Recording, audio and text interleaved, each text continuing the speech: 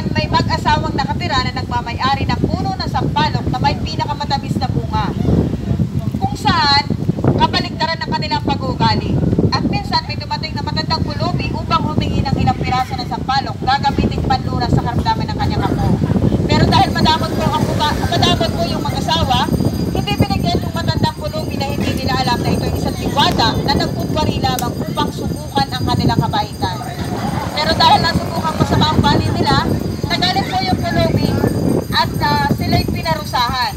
Nung makalis po yung pulubi, nahawakan po niya yung puno ng sampalok, nagkaroon ng malakas na pagkulog, pagkidlat, at pagyanig ng lupa. Hanggang sa nagkaroon ng malaking hukay, at nung mapuno ng tubig, tinawag na po siyang dawa ng sampalok.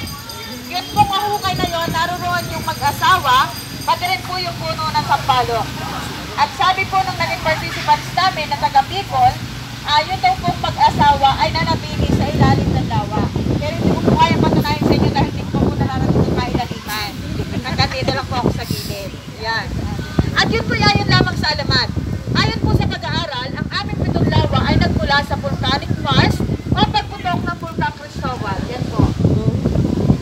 Sinasabi po nung mag-meet yung magma at yung groundwater dahil sa lakas ng impact na grade siya ng 7th grader na ngayon na siya naming 7th grader lake. So yun po, ang Mount Cristobal na yan ay pinaniniwalaan ng Devil Mountain.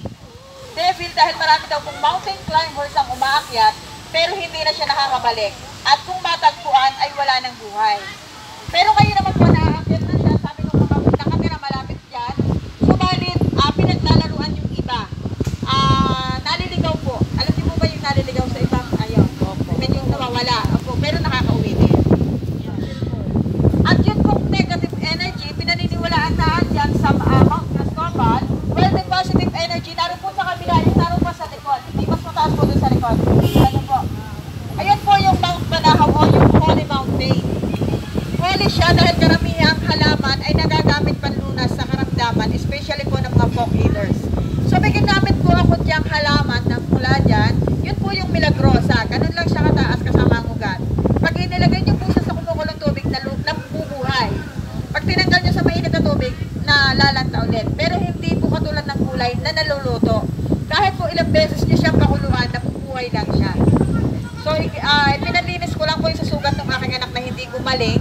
Kahit marami akong ginamit ng mga cream, ointment, mga sabon, hindi ko siya gumaling. Doon lang. Yung pinagpakuluan lang na siyang ipinaglinis ko doon. Yun. And during this planning period ko, itong lake site na ito ay pinaniniwala ang isa ring holy place sapagkat ng ating pong mga ninuno ay animist o yung mga naniniwala sa kalikasan, sa lawa, sa malalaking puno o sa malalaking hayop na ito'y may espiritu at sila nilang sinasamba. At bilang patunay po, noong 1959, nakahukay ng fish panic burial site sa Bandaron po, pag-aari ng mga Escudero. Siguro naman po yung familiar kayo sa mga Escudero. Kung saan yung artifacts ay nasa kanilang museo sa Villa Escudero sa Pichao, Quezon. Yun pong artifacts ay may bungo na may kasamang kasangkapan. Pagkat naniniwala po sila nung unang panahon na pag namatay ka sa kabilang buhay, parang mabubuhay ka pa rin ng normal, kaya nagsasama po sila ng kasangkapan. So, gagamitin pa rin nila yung doon. At paano po natin masasabing ito'y holy place? Pagkat nung unang panahon po, kung saan daw yung holy place, doon nila inilalagay ang kanilang libingan. At during pre-Hispanic period, ang atin pong mga kababaihan ay may mataas sa katayuan sa lipunan. Sila po yung advisor ng datu. Sila yung nagsasabi kung kailan mabisang magtanim at kailan mabisang mag-ani. Sila rin ang educator o teachers, bagaman wala pa po noong formal education. Sila rin po ang healer o yun pong katalonan dito sa Katagalugan or babaylan po sa Kabisayaan. Kung napanood niyo po yung Amaya ni Marian Rivera, yun, sila po yung babaylan. Sila yung nagsasagawa ng spiritual ceremonies. At mayroon po silang pantay na karapatan magkasama sila sa paghahanap buhay. Although wala naman pong ibang hanap buhay kundi agrikultura. Wala pa naman po noong mga establishment. Walang paaralan, walang hospital, at walang mga opisina. Kaya tanging pagtatanim ang kanilang nagiging hanap buhay. So mananatili po kayang mataas